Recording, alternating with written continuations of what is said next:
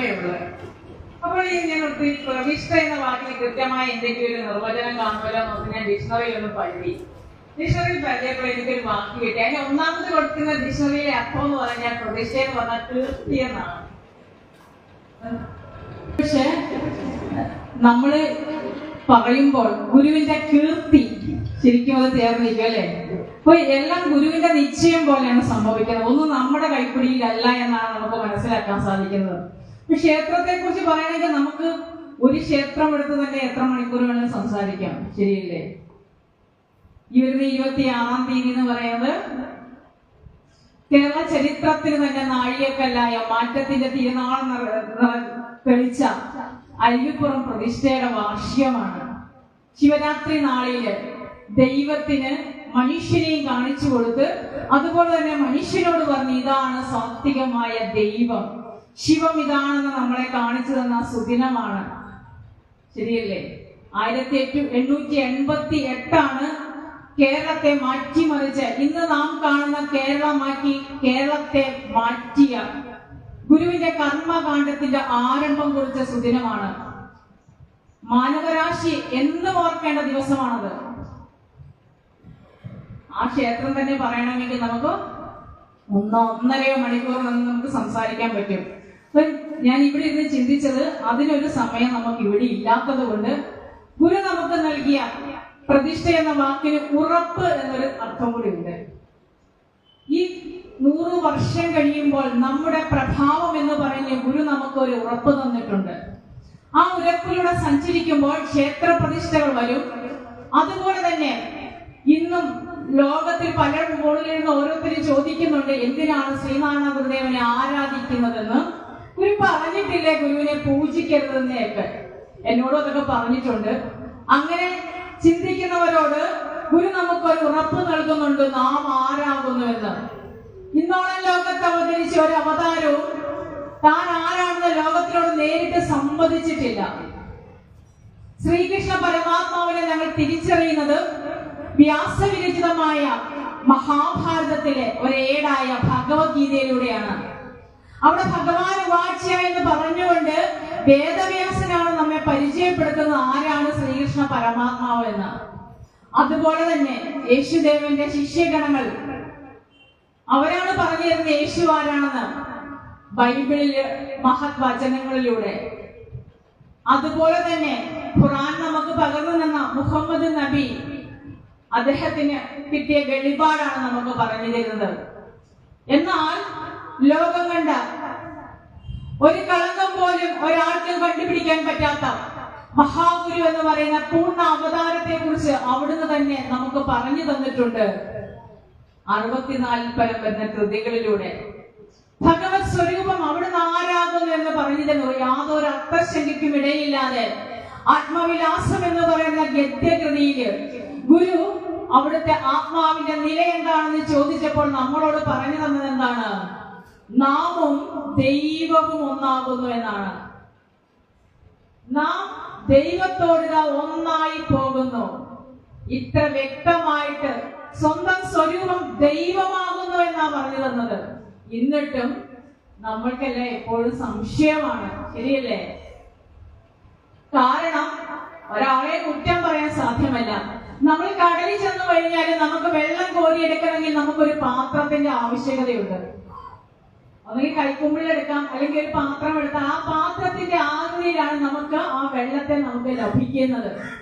അതുപോലെയാണ് മഹാഗുരു എന്ന് പറഞ്ഞ അനന്ത സാഗരത്തെ ഓരോ മനുഷ്യനും അവന്റെ ചിന്തയ്ക്കും അവന്റെ യുക്തിക്കും നിന്ന് ഭഗവാനെ എടുക്കുമ്പോഴാണ് ഒരു സാമൂഹ്യ പരിഷ്കർത്താവും വിപ്ലവകാരിയും ചിന്തകനും കവിയുമൊക്കെയായി പല രൂപത്തിൽ പല ഭാവത്തിൽ നമുക്ക് കാണാൻ സാധിക്കുന്നത്. എന്നാൽ മഹാഗുരുവിന്റെ ആത്മീയ ഔന്നിത്യം അറിയണമെങ്കിൽ അല്പമെങ്കിലും ആത്മീയത നമ്മളിൽ ഉണ്ടായിരിക്കണം. അപ്പോഴാണ് നമുക്ക് ബംഗനാട്ടിൽ നിന്ന് വന്ന ഗുരുദേവൻ ആരാണ്? ടാഗോർ മഹാഗുരുവിനെ കണ്ടപ്പോൾ എന്താ പറഞ്ഞത്?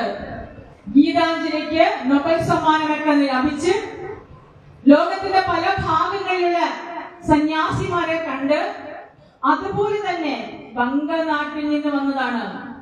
അതായതാണ് ബംഗനാട് എന്ന് പറയുന്നത്. ബംഗാളാണ്. ബംഗാൾ ഇന്ന് എന്ത് ചെയ്യുന്നുവോ ഭാരതം അത് നാളെ ചെയ്യാൻ വേണ്ടി ആലോചിക്കത്തേ ഉള്ളെന്നാണ് ഒരു ആപ്തവാക്യം. കാരണം ഒരു പിടി മഹാരഥന്മാർക്ക് ജന്മം നൽകിയ രാജാറാം മോഹൻ റോയ്, സ്വാമി വിവേകാനന്ദൻ, ശ്രീരാമകൃഷ്ണ പരമഹംസർ, ഈശ്വരചന്ദ്ര വിദ്യാസാഗർ, അങ്ങനെ ബങ്കിം ചന്ദ്ര ചാറ്റർജി, അങ്ങനെ ഒരു പിടി മഹാരഥന്മാർക്ക് ജന്മം നൽകിയ ബംഗാൾ എന്ത് ചെയ്യുന്നോ ഇന്ന് അതിനെക്കുറിച്ച് ഭാരതം എന്ന മഹാരാജ്യം ചിന്തിക്കത്തേ ഉള്ളെന്നാണ് ഒരു ആപ്തവാക്യം. ആ നാട്ടിൽ നിന്ന് വന്ന ടാഗോർ ഭഗവാനെ കണ്ടപ്പോൾ ഞാൻ കേരളത്തിൽ തെക്കേ അറ്റത്ത് വിരാജിക്കുന്ന ഒരു സാമൂഹ്യ പരിഷ്കർത്താവിനെ കണ്ടെന്നാണോ പറഞ്ഞത്? അതോ ഒരു കവിയെ കണ്ടെന്നാണോ പറഞ്ഞത്? അതോ ഒരു വിപ്ലവകാരിയെ കണ്ടെന്നാണോ പറഞ്ഞത്? അങ്ങനെയാണോ പറഞ്ഞത്? അദ്ദേഹം ഗുരുദേവൻ എന്നറിയപ്പെടുന്നത്, ബംഗാളിലെ ഗുരുദേവനാണ് അദ്ദേഹം. അദ്ദേഹത്തിന് ആത്മീയ അനുഭൂതി ഉണ്ട്. കാരണം ഒന്നിനെ കണ്ട് തിരിച്ചറിഞ്ഞ ഒരാൾക്ക് മാത്രമേ അതെന്താണെന്ന് മനസ്സിലാക്കാൻ സാധിക്കത്തുള്ളൂ. ആ രവീന്ദ്രനാഥ ടാഗോർ ഗുരുവിനെ കണ്ടപ്പോൾ എന്താ പറഞ്ഞത്? ഞാൻ ലോകത്തിന്റെ പല ഭാഗങ്ങളിൽ സഞ്ചരിച്ചിട്ട് ഈ ശ്രീനാരായണ ഗുരുദേവന് തുല്യമായിട്ട് ഗുരുവിനെ ഒപ്പം വെക്കാനാ പറഞ്ഞത് ആദ്യം. എന്നിട്ട് എന്താ പറഞ്ഞത്? ഒപ്പം പോയിട്ട് വെക്കാൻ പറ്റുമോ? ഇതിനേക്കാൾ ശ്രേഷ്ഠം പോയിട്ട് ഒപ്പം വെക്കാൻ ഒരാളെ ഞാൻ കണ്ടിട്ടില്ലെന്നാ പറഞ്ഞത്. ഈ മഹാഗുരുവിന്റെ നയനങ്ങൾ എങ്ങനെയാകുന്നു? അനന്തതയിലേക്ക് നീട്ടിയിട്ടിരിക്കുന്ന ആ യോഗ നയനങ്ങൾ എനിക്ക് ഒരിക്കലും മറക്കാൻ സാധ്യമല്ല എന്നാണ് അദ്ദേഹം ആ ശിവഗിരി മഠത്തിന്റെ ഡയറി കുറിച്ചിട്ടത്. അപ്പോൾ ആര് തന്നെയാണ് ഗുരു? ഒരു പൂജനീയൻ തന്നെയാകുന്നു എന്നാണ് ആ വാക്ക് പറഞ്ഞു തരുന്നത് നമുക്ക്. അതുപോലെ തന്നെ കൂടെ ഉണ്ടായിരുന്ന ആളോട് അഭിപ്രായം ചോദിച്ച് ദീനബന്ധു CF ആൻഡ്രൂസ്, അദ്ദേഹം ക്രിസ്ത്യൻ മിഷണറിയാണ്. ക്രിസ്തു മതത്തിന്റെ പ്രചരണാർത്ഥമാണ് ഇവിടെ കേരളത്തിൽ വന്നത്. അദ്ദേഹം ഗുരുവിനെ കണ്ടപ്പോൾ എന്താണ് പ്രതികരിച്ചത്? ഗുരു ആരാണെന്ന് നമ്മളോട് പറഞ്ഞെന്ന്, ഇവിടെ മനുഷ്യന്മാരെയൊക്കെ പിടിച്ച് ദൈവത്തെയാക്കുമ്പോൾ നമ്മളോട് പറഞ്ഞു തന്നു, ഞാനിതാ ദൈവത്തെ മനുഷ്യരൂപത്തിൽ കണ്ടു. ഞാൻ ദൈവത്തെയാണ് മനുഷ്യരൂപത്തിൽ കണ്ടത്. അത് ഈ തെക്ക് വിരാജിക്കുന്ന ശ്രീനാരായണ ഗുരുദേവനല്ലാതെ മറ്റാരുമല്ല എന്നാ പറഞ്ഞത്. തന്റെ അനുഭവം അദ്ദേഹം ഫ്രഞ്ചിലെ തത്വചിന്തകനായ സർ റോമൻ റോളണ്ടിന് എഴുതി. ഞാൻ യഹൂദിയ ഇടയബാലനെ ഇവിടെ കണ്ടു എന്ന് പറഞ്ഞത്.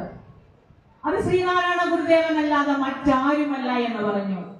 അങ്ങനെ ഗുരുവിനെ ഒരിക്കൽ പോലും കണ്ടിട്ടില്ലാത്ത സർ റോമൻ റോളണ്ട് ഇപ്രകാരമാണ് എഴുതിയത് ഗുരുവിനെ കുറിച്ച്: കർമ്മനിരതനായ ജ്ഞാനി എന്ന്. ആത്മീയ അനുഭൂതിയിൽ ലയിച്ച് താൻ അതാകി തീർന്നു കഴിയുമ്പോൾ ലോകത്തിലെ എല്ലാ ബന്ധങ്ങളും വിച്ഛേദിച്ച് താൻ അനുഭവിക്കുന്ന ആത്മനിർവൃതിയിൽ ലയിച്ചു ചേരുകയാണ് സാധാരണ എല്ലാ ആത്മീയ യോഗികളും ചെയ്യാറുള്ളത്. എന്നാൽ ശ്രീനാരായണ ഗുരുദേവൻ അങ്ങനെ ആയിരുന്നില്ല. രമണ മഹർഷി അരുണാചലം വിട്ട് താഴേക്ക് വന്നിട്ടില്ല. അതുപോലെ തന്നെ ശ്രീരാമകൃഷ്ണ പരമഹംസരും ആ ദേവിയെ അനുഭൂതി ലയിച്ചിരിക്കുകയായിരുന്നു ചെയ്തത്. താൻ അനുഭവിച്ച അനുഭൂതി തന്റെ ശിഷ്യന് പകർന്നു നൽകുകയാണ് ചെയ്തത്. ആ സ്വാമി വിവേകാനന്ദനിലൂടെയാണ് നമ്മൾ ആരെയറിഞ്ഞ ശ്രീരാമകൃഷ്ണ പരമഹംസരെയൊക്കെ തിരിച്ചറിയുന്നത്. എന്നാൽ ഗുരു ഒരിക്കലും അങ്ങനെ ചെയ്തില്ല. മരുത്വാമലയുടെ ഉത്തുംഗ ശൃംഗത്തിൽ നിന്ന് കഠിന തപസ്സിലൂടെ ആത്മസാക്ഷാത്കാരം ലഭിച്ച് അവിടുന്ന് ദൈവവും ഒന്നാകുന്നു എന്ന ആത്മാനുഭൂതി ലയിച്ച ഗുരു അവിടെ ഇരുന്നില്ല. അവിടെ നിന്ന് അവിടുന്ന് താഴേക്ക് നോക്കി അവതാരം എന്ന വാക്കിനെ സാക്ഷ്യപ്പെടുത്തിക്കൊണ്ട് അതിനെ പൂർത്തീകരണം നൽകിക്കൊണ്ട് ആ പിള്ളത്തടുത്ത ഗുഹയിൽ നിന്ന് താഴേക്ക് ഇറങ്ങി വരികയാണ് ചെയ്യുന്നത്. നെയ്യാറിന്റെ തീരത്തേക്ക് വന്ന് അവിടെയാണ് ഗുരു ലോകത്തിന് മുഴുവൻ മാതൃകയാക്കേണ്ട ഒരു മഹാക്ഷേത്ര പ്രതിഷ്ഠ നടത്തിയത്. പ്രതിഷ്ഠ എന്ന് പറയുമ്പോൾ ഇവിടെ അഷ്ടബന്ധം കൂട്ടി ഉറപ്പിക്കണം, മന്ത്രോച്ചാരണങ്ങളുടെ വിഗ്രഹം. എന്നാൽ യാതൊരുവിധ അഷ്ടബന്ധവും ഇല്ലാതെ 137ാമത് പ്രതിഷ്ഠാ വാർഷികമാണ് അരുവിപ്പുറത്ത് ആഘോഷിക്കുന്നത്. ഈ ശിവരാത്രി നാളിൽ ഒരു ചലനവുമില്ലാതെ അതവിടെ നിൽക്കണമെങ്കിൽ ശ്രീനാരായണ ഗുരുദേവൻ ആരാണെന്ന ചോദ്യത്തിന് മറുപടി അത് മാത്രമേ ഉള്ളൂ. ഒരു ശിലയോട് ഇറുകി ചേർണമെങ്കിൽ 2635 ഡിഗ്രി സെൽഷ്യസ് ചൂട് വേണം. ആ 2635 ഡിഗ്രി ചൂടിലെ ഒരു ശിലയോട് ഉരുകി ചേരണമെങ്കിൽ ആ ശില കയ്യിലെടുത്ത ആ യോഗിയുടെ തപം നമ്മുടെ ചിന്തയ്ക്ക് അപ്പുറമല്ലേ? അത് ഗുരു ചിത്രരഞ്ജനത്തിൽ നമുക്ക് വെളിപ്പെടുത്തി തരുന്നുണ്ട്. ഒരു കോടി ദിവാകരൊത്തുയരും പടിപാരോടു നീരനലാദികളും കെടുമാറു കിളർന്നു വരുന്നൊരു നിൻ വടിവ്. നിന്റെ വടിവ് എങ്ങനെയാ? നിന്റെ സ്വരൂപം എങ്ങനെയാണ്? കോടി സൂര്യന്മാരുടെ പ്രഭാവമാകുന്നു എന്നാ പറഞ്ഞു തരുന്നത്. എനിക്ക് നിങ്ങൾക്ക് ചിന്തിക്കാൻ പറ്റുമോ കോടി സൂര്യന്മാരുടെ പ്രഭാവം എന്ന് പറയുന്നത്? ഒരു സൂര്യനെ താങ്ങാൻ പറ്റത്തില്ല അല്ലെ? അയ്യോ, ചൂട് കാരണം ഒരു രക്ഷയുമില്ലെന്ന് പറയുന്നത്. അപ്പോൾ നമുക്ക് കോടി സൂര്യന്മാരുടെ പ്രഭാവം ചിന്തിക്കാൻ പോലും പറ്റത്തില്ല. ഒരു കോടി സൂര്യന്മാരുടെ പ്രഭാവത്തോട് നിൽക്കുന്ന മഹാഗുരുവിന് മാത്രമേ ഉള്ളൂ ആ ശിലയോട് ഉരുക്കി ചേർക്കാൻ ആക്കത്തുള്ളൂ. അതുകൊണ്ടാണ് ഇന്നും അത് ഇളകാതെ നിൽക്കുന്നത്. അവിടെയാണ് ലോകം എന്താണോ ആഗ്രഹിച്ചത് അത് ഗുരു നമുക്ക് നൽകിയത്. നമ്മളൊക്കെ പാഠപുസ്തകങ്ങളിൽ പഠിച്ചിട്ടുണ്ട്. 1893 സ്വാമി വിവേകാനന്ദ ചിക്കാഗോയിൽ ചെന്ന് അമേരിക്കക്കാരെ വിളിച്ച് എന്റെ സഹോദരി സഹോദരന്മാരെ എന്ന്. എല്ലാവരും പഠിച്ചിട്ടില്ലേ? എന്താ ഇത്രയും നേരം നമ്മള് ഒരു കഥയൊക്കെ കേട്ട് സങ്കടപ്പെട്ടിരിക്കുകയായിരുന്നല്ലേ? അതൊക്കെ ജീവിതത്തിന്റെ ഭാഗമാണ്. സന്തോഷമുണ്ടെങ്കിൽ ദുഃഖവുമുണ്ട്. അത് നമ്മള് മനസ്സിലാക്കുക. നമ്മുടെ കണ്ണിൽ നിന്ന് കണ്ണുനീരല്ലാട്ട് അതിനേക്കാൾ ഉപരി നമ്മൾ നമ്മുടെ പ്രവൃത്തിയിൽ അത് കാണിച്ചു. ചിലർ എല്ലാവരും അയ്യോ സ്വപ്പ വെക്കാനൊക്കെ എല്ലാവർക്കും ഇഷ്ടമാണ്. പക്ഷെ നമ്മുടെ മുന്നിൽ ഒരു അപകടം കണ്ടു കഴിഞ്ഞാൽ നമ്മൾ എന്താ ആദ്യം ചെയ്യുന്നത്? നമ്മുടെ സുരക്ഷിതയല്ലേ നോക്കുന്നത്? ആണോ നോക്കുന്നത്? അങ്ങനെയുള്ളവരാണ് നമ്മൾ അധികം പേര്. പക്ഷെ നമ്മള് ഭഗവാൻ നമുക്ക് തന്ന പോലെ അനുകമ്പ നമ്മുടെ ജീവിതത്തിൽ നമുക്കാണ് വരുന്നത് എന്ന രീതിയിലുള്ള അനുകമ്പ നമ്മളിൽ ഉണ്ടാകുമ്പോഴാണ് നമ്മുടെ സങ്കടങ്ങൾക്കൊക്കെ അർത്ഥവത്താകുന്നത് അല്ലേ? അല്ലെങ്കിൽ അത് വെറും രഹസ്വനമായിരിക്കും. അപ്പോൾ നമ്മളെല്ലാവരും പാഠപുസ്തകത്തിൽ പഠിച്ചിട്ടുണ്ട് ചിക്കാഗോയിലെ സുപ്രസിദ്ധമായ പ്രസംഗം എന്ന് പറയുന്നത്. പഠിച്ചിട്ടുണ്ടോ? എന്നാ കൈ ഒപ്പിക്കേ. ഇത്ര നേരം അനങ്ങി എല്ലാരും ഇരിക്കും. എല്ലാരെയും ഒന്ന് എണ്ണിപ്പിക്കണമെന്നൊക്കെ എന്നോട് പറഞ്ഞത്. പഠിച്ചിട്ടുണ്ടോ? കൈയൊക്കെ ഒന്ന് പൊക്കിക്കൊന്ന്. ദൈവം ഞങ്ങളെ കുക്കാനെ പഠിപ്പിച്ചായിരുന്നു. ഇവിടെ ഒരു ചക്കരെ പഠിപ്പിക്കുക. ഇന്നേരം നിങ്ങൾ ഉറങ്ങിപ്പോയായിരിക്കും അല്ലേ? ഇവിടെ ഇടയ്ക്കൊക്കെ ഓരോരുത്തർ കണ്ണടയ്ക്കുന്നുണ്ട്. എന്നാൽ അത് നമ്മളെല്ലാവരും പഠിച്ചിട്ടുണ്ട്, നമ്മളെ പഠിപ്പിച്ചിട്ടുണ്ട്. അവിടെ ചെന്ന് എന്റെ സഹോദരി സഹോദരന്മാരെ എന്ന് വിളിച്ച്. എന്നാൽ അതിന് 5 വർഷം മുമ്പ് 32 വയസ്സ് മാത്രം പ്രായമുള്ള ഒരു യുവയോഗി ലോകത്തോട് വിളിച്ചു പറഞ്ഞു, ഒരു ക്ഷേത്രം പ്രതിഷ്ഠിച്ചതിന് ശേഷം ഒരാളും ചെയ്യാത്ത കാര്യം. അവിടെ എന്താണ് കോറിയിട്ടത് ഗുരു? ജാതിഭേദം മതദ്വേഷം ഏതുമില്ലാതെ സർവരും സോദരത്വേന വാഴുന്ന മാതൃകാസ്ഥാനമാമിത്. ഇതിലെന്ത് കാര്യമെന്നാ ചിന്തിക്കുന്നത് അല്ലേ? 137 വർഷം മുമ്പ് രാജസിംഹാസനത്തെ പോലും വെല്ലുവിളിച്ചുകൊണ്ട് ഇവിടെ ജാതിഭേദവും മതദ്വേഷവും ഇല്ലാതെ സർവരും സോദരത്വേന വാഴേണ്ട ഒരു മാതൃകാ സ്ഥാനം തന്നെയാണ് ഈ ലോകമെന്ന് വിളിച്ചു പറയണമെങ്കിൽ അപാര ധൈര്യമൊന്നും പറ്റത്തില്ല. അങ്ങനെയൊരു ധൈര്യം ഭഗവാൻ ഉണ്ടെങ്കിൽ അതാര് തന്നെയാകുന്നു? അത് സാക്ഷാൽ ദൈവം തന്നെയാകും. ദൈവത്തിന് മാത്രമേ അങ്ങനെ ഉദ്ഘോഷിക്കാൻ സാധിക്കത്തുള്ളൂ.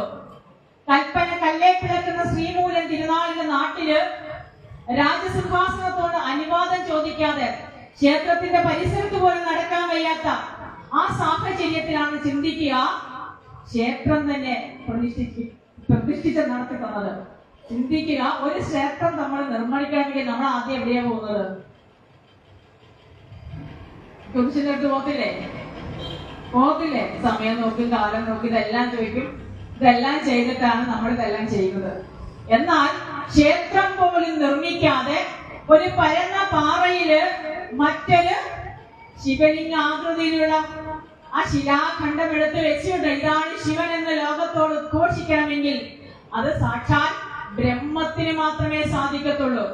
അതുകൊണ്ട് തന്നെയാണ് സ്വാനുഭവത്തിലൂടെ ഇന്നും കീർത്തിമാനായി, അല്ല പ്രതിഷ്ഠ എന്ന വാക്കിനെ അന്വർത്ഥമാക്കിക്കൊണ്ട് കീർത്തിമാന്മാരായി ഭഗവാന്റെ വത്സര ശിഷ്യൻ, പ്രഥമ ശിഷ്യനായ ശിവലിംഗദാസ സ്വാമികൾ നമ്മളോട് പറഞ്ഞു തന്നു, ഓം ബ്രഹ്മണേ മുക്തിമതേ എന്ന്. ബ്രഹ്മമൂർത്തി രൂപത്തിൽ പൂർണ്ണമായിട്ട് അവതരിച്ചത് തന്നെയാണെന്ന് പറഞ്ഞു തന്നത്. അവിടെയാണ് മറ്റൊരു ഭഗവാന്റെ പ്രതിഷ്ഠയായ നമ്മളിൽ ഉറപ്പിച്ചു തന്ന ഗുരു ആരെയാണ് ഉറപ്പിച്ചു തന്നത്? കായിക്കരക്കാരൻ കുമാരുവിനെ. ഇന്ന് ലോകം ഉള്ളിടത്തോളം കാലം, ശ്രീനാരായണ ഗുരുദേവന്റെ നാമം നിലനിൽക്കുന്നിടത്തോളം കാലം ലോകത്തിൽ മറക്കാൻ പറ്റത്തില്ലാത്ത നാമമായി കായിക്കരക്കാരൻ കുമാരു മാറിയിട്ടുണ്ടെങ്കിൽ ആ കുമാരു എന്ത് ചെയ്തതുകൊണ്ടാണ്? എന്ത് ചെയ്യുന്നതുകൊണ്ടാണ്? നാരായണ ഗുരുവിനെ ആരായി കണ്ടുകൊണ്ടാണ്. എവിടെയും എപ്പോഴും ആരോട് ചോദിച്ചാലും ആര് ചോദിച്ചാലും ഒരു അർത്ഥശക്തിക്ക് ഇടയില്ലാതെ എന്താ പറഞ്ഞുകൊണ്ട് നാരായണ ഗുരു നായകൻ എന്റെ ദൈവമല്ലോ എന്നാ പറഞ്ഞത്. ഏത് സ്തോത്രഗതി എഴുതിയപ്പോഴും, സുബ്രഹ്മണ്യ ഭഗവാനെ സ്തുതിച്ചപ്പോഴും, അതുപോലെ തന്നെ ശിവഭഗവാനെ സ്തുതിച്ചുകൊണ്ട് ശങ്കര ശതകമൊക്കെ എഴുതിയാലും ആദ്യം നമുക്ക് പറഞ്ഞു തരുന്ന ആരാണ്? ഞാൻ ഇവരെയൊക്കെ നിങ്ങളുടെ മുന്നിൽ പ്രാർത്ഥിക്കാൻ തന്നാലും എന്റെ ദൈവം ആരാണ്? അണ്ണ കവിയുന്ന അടലാഴി ആഴുമെന്നിൽ പ്രണയമുദിച്ച് കവിഞ്ഞു പാർവശ്യാൽ അണികരമേകി അണഞ്ഞിടുന്ന നാരായണ ഗുരുനായകൻ എന്റെ ദൈവമല്ലോ. അതിനപ്പുറം ഒരു നിർവചനം തരാൻ ആർക്കില്ല, കുമാരനാശാൻ ഇല്ല. കാരണം ഇന്ന് ലോകം കുമാരനാശാനെ തിരിച്ചറിയുന്നുണ്ടെങ്കിൽ അത് മഹാഗുരുവിനോട് ചേർന്നപ്പോഴാണ്. നമ്മളെ ഓരോരുത്തരെയും തിരിച്ചറിയുന്നത് എങ്ങനെയാണ്? ഇന്ന് എന്നെ നിങ്ങൾ തിരിച്ചറിഞ്ഞത് എങ്ങനെയാണ്? ഞാൻ വിജയകുമാറിന്റെ ഭാര്യയായി, 2 മക്കളുടെ അമ്മയായി, ആ വീട്ടിലെ കാര്യങ്ങൾ നോക്കി അവിടെ ഇരുന്നെങ്കിൽ നിങ്ങൾ ആരെങ്കിലും എന്നെ അറിയുമായിരുന്നോ? ഒരാളും എന്നെ അറിയത്തില്ലായിരുന്നു. പക്ഷേ എന്ത് ചോദിച്ചാലും നമുക്കെല്ലാവർക്കും എങ്ങനെയാണ്? സമയമില്ല. സമയമുണ്ടോ? ഉണ്ടോ? സമയമില്ലാത്ത കുറച്ചു പേർ ഇവിടെ വന്നിരിക്കുന്നു. ബാക്കി ഇത്രയും വലിയ നമ്മൾ വ്യത്യസ്തരാകുമ്പോൾ ചിലർക്കൊക്കെ നമ്മളോട് ഇഷ്ടം കൂടുവോ? ചിലർക്കൊക്കെ നമ്മളോട് ഇഷ്ടം കൂടുകയും ചെയ്യല്ലേ? അത് സ്വാഭാവികമാണ്. നമ്മൾ എന്താ പറയുന്നത്? മാങ്ങയുള്ള മാവിലല്ലേ കല്ലെറിയത്തുള്ളൂ, ഇല്ലാത്തത് കല്ലെറിയുവോ? വിജയകുമാറിന്റെ ഭാര്യയായി 2 മക്കളുടെ കാര്യം നോക്കി വീട്ടിൽ ഇരുന്നാൽ എന്നെ ആരും മൈൻഡ് ചെയ്യുവോ? ഇപ്പൊ ഞാനിവിടെ ഇറങ്ങിയപ്പോഴാണ് എന്തൊക്കെയോ സംഭവം തോന്നല്ലേ? അതുപോലെ ഇങ്ങനെയൊക്കെ സംഭവമാണെങ്കിൽ നമ്മൾ എന്ത് ചെയ്യണം? ഗുരുവിനെ നമ്മൾ പ്രതിഷ്ഠിക്കുക. നമ്മുടെ ധർമ്മത്തെ അനുഷ്ഠിക്കുന്നവര് ഒന്നിനെയും ഭയപ്പെടേണ്ടെന്ന് ഗുരു പറഞ്ഞിട്ടുണ്ട്. കാരണം അത് ഗുരു നമുക്ക് തരുന്നൊരു ഉറപ്പാണ്. ഗുരുവിന്റെ ഉറപ്പാത്. കാരണം ആരെ കൊണ്ട് ഏഷണിക്കുന്നുണ്ടായിരുന്നോ? ഭഗവാന്റെ ഷഷ്ടിപൂർത്തി സ്മാരക മന്ദിരം നിർമ്മിക്കാൻ നേരത്ത് കുമാരനാശാൻ സിമന്റിന് പകരം എന്താ ചെയ്ത്? കളിമണ്ണ നാട് വ്യാപം പറഞ്ഞിരുന്നത്. ഗുരുന്താ ഓഹോ അങ്ങനെയാണെന്ന് ചോദിച്ച് എന്നാ നമുക്ക് കുത്തിപ്പൊളിക്കാന്ന്. കുത്തിപ്പൊളിക്കാന്ന് പറഞ്ഞപ്പോ അവർക്ക് കുത്തിപ്പൊളിക്കണോ? കുത്തിപ്പൊളിക്കണ്ടായിരുന്നു. അപ്പോൾ ഗുരുവിനറിയാം ആരെന്തോ ചെളിമാരി എറിഞ്ഞാലും എന്തായിരുന്നു എന്ന് നമ്മളെന്ന്. അപ്പൊ അത് മാത്രം മതി, വേറൊന്നും നമ്മൾ ചിന്തിക്കണ്ട. അപ്പൊ ഒന്നും പേടിച്ചു നിൽക്കുന്നവരൊക്കെ എങ്ങനെയാണ്? വളരെ ധീരമായിട്ട് സംഘടനയോട് ചേർന്ന് നിൽക്കുക. സംഘടനയിൽ പ്രവർത്തിക്കുന്നവർക്കെതിരെ എന്ത് വന്നാലും നമ്മളൊന്നും ചിന്തിക്കേണ്ട കാര്യമില്ല. അത് ഗുരു നമുക്ക് നൽകുന്ന പ്രതിഷ്ഠ എന്ന വാക്കിനർത്ഥം എന്തുണ്ട്? ഉറപ്പെന്നുണ്ടല്ലേ? ഗുരു നമുക്ക് നൽകുന്ന ഉറപ്പാണ്. ആ ഉറപ്പ് എന്നിലും നിങ്ങളിലും ഉണ്ടെങ്കിൽ നമുക്ക് ഒന്നിനെയും പേടിക്കേണ്ട കാര്യമില്ല. നമ്മുടെ നിലപാടുകളെ നമുക്ക് കൃത്യമായിട്ട് പറയാനും സാധിക്കും. അപ്പൊ ഗുരു അതാണ് നമ്മെ പഠിപ്പിച്ചത്. ഞാനൊരു കഥ പറയാം. എല്ലാവരും ഇങ്ങനെ സങ്കടപ്പെട്ടിരിക്കുകയല്ലേ? ഒരു തമാശ കഥ പറയാം. ഈ ഉറപ്പ് ഗുരു നമ്മളോട് വെറുതെ പറയത്തില്ല. ഓരോ സന്ദർഭം ഉണ്ടാക്കി നമ്മളെ ശക്തി. ഗുരു ശിവഗിരിയിൽ വിശ്രമിക്കുന്ന സമയത്ത് ഗുരുവിനെ കാണാൻ വേണ്ടി ഡോക്ടർ പൽപു എന്ന ഡോക്ടർ പൽപു ഗുരുവിനെ കാണാൻ ചെന്ന ഈ കഴിഞ്ഞ ദിവസം ഡോക്ടർ പൽപുവിന്റെ സ്മൃതിദിനമായിരുന്നു, കുമാരനാശാന്റെ സ്മൃതിദിനമായിരുന്നു. SNDP യോഗം എന്ന മഹാപ്രസ്ഥാനത്തോട് ചേർന്ന് നിൽക്കുമ്പോൾ നമ്മുടെ ഹൃദയത്തിൽ ഉറപ്പിച്ചു വെക്കുന്ന 2 പ്രതിഷ്ഠകളാണ് ഇവര് 2 പേരും. കാരണം എത്ര പ്രതിസന്ധികളിലൂടെയാണ് അവർ നമ്മെ ഇന്ന് കാണുന്ന നമ്മളാക്കി തീർത്തതെന്ന് നമ്മൾ ചിന്തിക്കേണ്ടതാണ്. ആ ഡോക്ടർ പൽപു ഗുരുവിനെ കാണാൻ ചെന്നിട്ട് ഗുരുവിനോട് പറഞ്ഞു, അല്ലയോ ഗുരുദേവ, അമോണിയം നൈട്രേറ്റ് എന്ന് പറയുന്നത് നല്ലൊരു വളമാണെന്ന് പറഞ്ഞു. ഗുരു ചോദിച്ചു, ഓഹോ അങ്ങനെയാണോ? അപ്പോൾ ഈ അമോണിയം നൈട്രേറ്റ് വളമാണെങ്കിൽ ഇത് ധാരാളമുണ്ട് നമ്മുടെ യൂറിനില്, നമ്മുടെ മൂത്രയില്ലേ, അതിനകത്ത് ഇത് ധാരാളം ഉണ്ടെന്ന് പറഞ്ഞു. ഇവിടെ ഇരിക്കുന്ന അന്തേവാസികളെല്ലാം രാവിലെ പോയി ആ നെൽപ്പാടത്തിലൊക്കെ കൊണ്ട് അതിടുവാണെങ്കിൽ, അത് അങ്ങോട്ട് ഒഴിച്ചു കളയുവാണെങ്കിൽ നല്ലൊരു വളമാണെന്ന് പറഞ്ഞു. നല്ല കാര്യമല്ലേ പറഞ്ഞത്? കാശ് മുടക്കമെല്ലാം ഉണ്ടോ? ശിവയിൽ ഇഷ്ടം പോലെ വെള്ളമുണ്ട്, ഇഷ്ടം പോലെ നമുക്കതുകൊണ്ട് ഒഴിക്കുകയും ചെയ്യാം.